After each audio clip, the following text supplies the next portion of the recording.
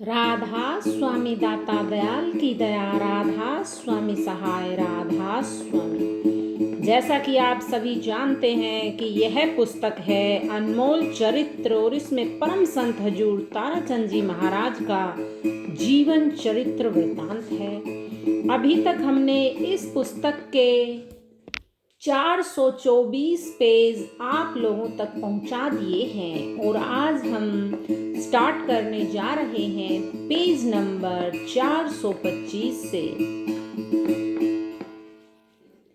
दया सिंधु अपार मेहर के स्रोत परम संत हुजूर महाराज जी ने नवंबर 1996 के भंडारे के बाद केवल संगत को उनके दर्शन करने आदि से ही नहीं रोका, अपितु उसके बाद कोई संगत, कोई सत्संग भी उन्होंने नहीं दिया, बल्कि संगत के सामने अपने उत्तराधिकारी को प्रकट करने के लिए दिसंबर 1996 का भिवानी का मासिक सत्संग व नामदान तथा 15 दिसंबर 1996 का रोहतक का सत्संग उन्हीं से बकसवाया।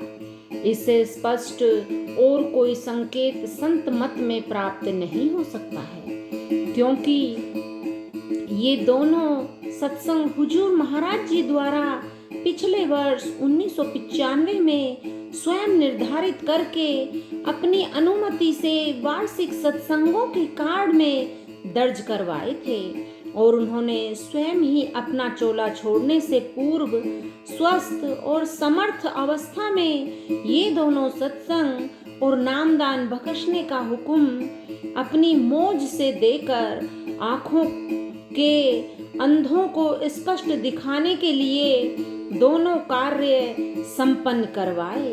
इससे पहले भी सत्संग दिलवाते रहे थे। जैसे 1995 में हुजूर जब नेपाल गए हुए थे तब भिवानी का मासिक सत्संग इन्हीं से दिलवाया था। हुजूर महाराज जी ने अनेक वर्षों तक परख कर तथा इनकी बढ़ाई करके समर्थ बनाने के उपरांत ही 15 लाख सत्संगियों में से विदेश यात्राओं के लिए सदैव केवल अपने गुरुमुख शिष्य हुजूर कंवर सिंह जी को ही चुना। परिस्थिति जन्य साक्ष्यों में इनसे सुदृढ़ साक्ष्य किसी को और क्या चाहिए। राधा स्वामी संतों का निर्वाण दिवस नहीं मनाना चाहिए। आज मेरा जन्मदिन है, मेरा जन्मदिन मनाने की मुझे क्या जरूरत है। तुम्हारे लिए मेरा जन्मदिन शुभ होगा, पर मेरे लिए यह अच्छा नहीं था। मेरे लिए तो मेरे सद्गुरु का जन्मदिन बढ़िया था। वह श्राद्धों की नवमी का था। उन्होंने उसी नवमी के दिन चोला भी छोड़ दिया।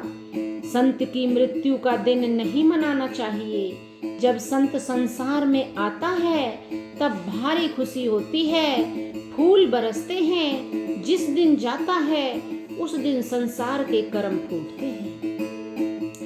धन जननी जाया है, सुत संत सखीरी, पलटू दास सोई सतवंती, जिन संतन गोद खिलाया है। राधा स्वामी बाग की अंतिम यात्रा।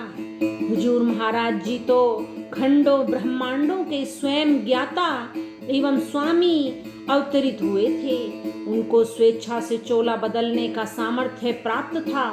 वे कहा करते थे, संत मरे तो आप से, नहीं तो मरे न राम के बाप से।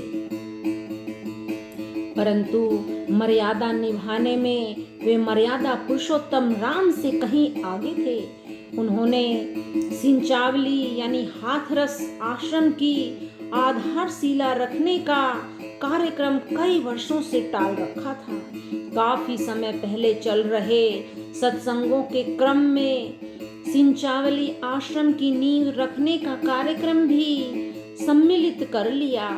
निसंदेह इस क्रम के चलते इतनी लंबी यात्रा अनुकूल नहीं थी, तो भी उनका ध्येय तो कुछ और ही था। उन्होंने सिंचावली ग्राम में सत्संग के आयोजन की तिथि स्वयं निर्धारित की और वे निश्चित दिन चल पड़े। सर्वप्रथम हाथरस में परम संत तुलसी साहिब की समाधि पर नमन किया। नीर भरी आंखों से चारों ओर निहार कर उस समाधि की दुर्दशा के बारे में वे उपस्थित सत्संगियों से अपनी व्यथा छुपा नहीं पाए। वहां का दृश्य परम संत के निर्मल हृदय के लिए असह्य था। खिन्न मन से उन्होंने सिंचावली की ओर प्रस्थान किया। नए तीर्थ स्थल राधा स्वामी आश्रम सिंचावली की आधारशिला अपने कर कमलों से रखने के उपरांत परमार्थ के जिज्ञासुओं के लिए स्वधाम पहुंचने का रास्ता सत्संग की गंगा बहाकर और नामदान दीक्षा में सभी आंतरिक भेद खोलकर अति सरल से सरल ढंग से प्रशस्त किया। अगली शुभ प्रातः वापसी की यात्रा प्रारंभ हुई। प्रथम पड़ाव स्वामी बाग आगरा रहा। सचिव राधा स्वामी सत्संग स्वामी बाग से प्रेम पूर्वक मधुर मिलन उपरांत राधा स्वामी धाम के स्वामी हुजूर स्वामी जी महाराज की समाधि पर अपने श्रद्धा सुमन अर्पित करने हेतु उपस्थित हुए। श्रद्धा सुमन के रूप में आंखों से अश्रुओं के मोतियों ने समाधि को तर कर दिया। इसके बाद माता जी की तस्वीर पर नमन किया और दिनोद धाम के लिए सत्संगियों के काफिले सहित प्रस्थान किया। राधा स्वामी।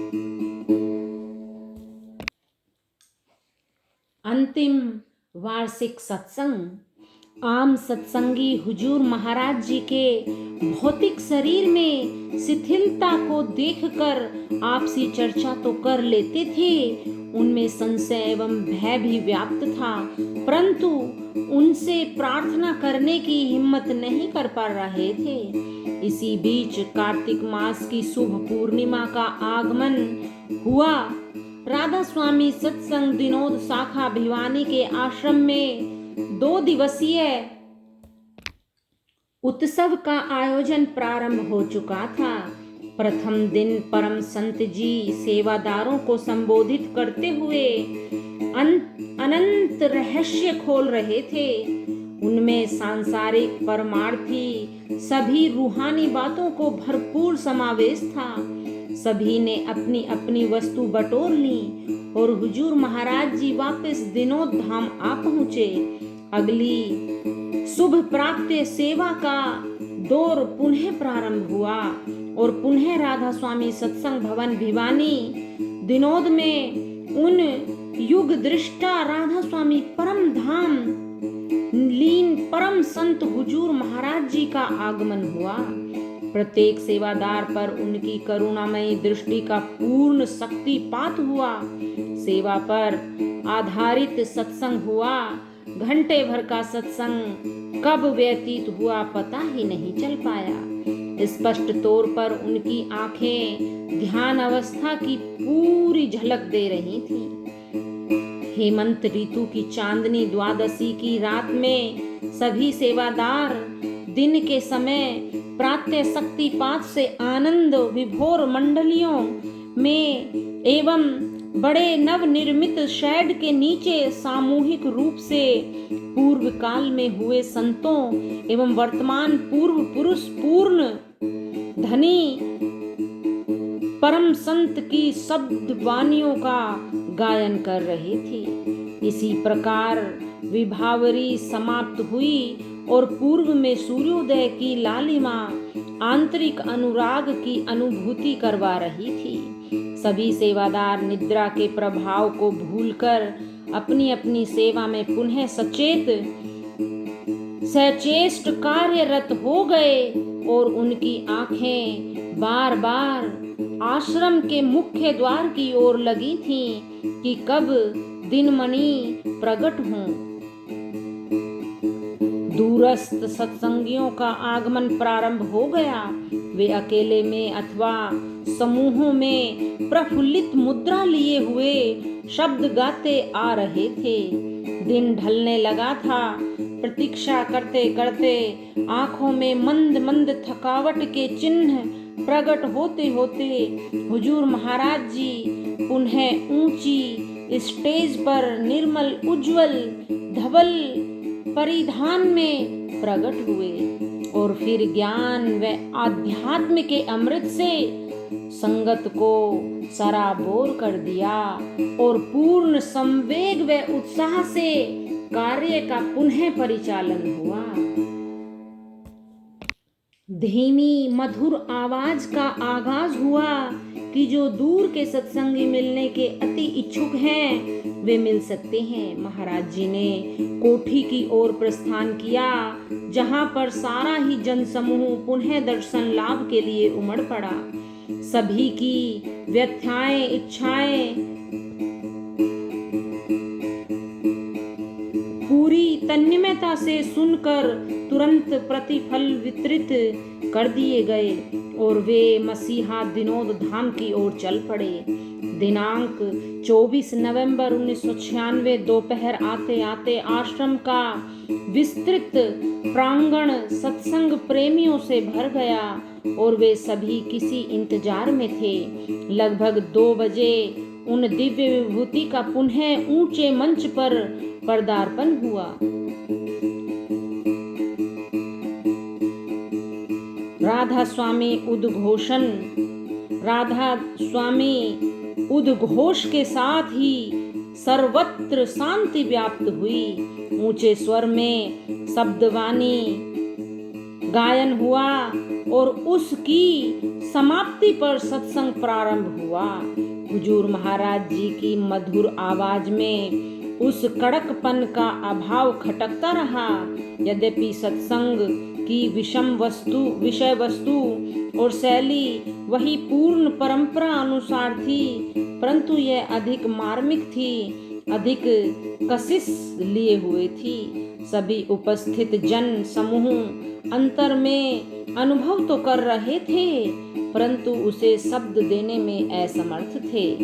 राधा स्वामी। आज इतना ही, फिर मिलेंगे। Radha Swami. Thanks for watching.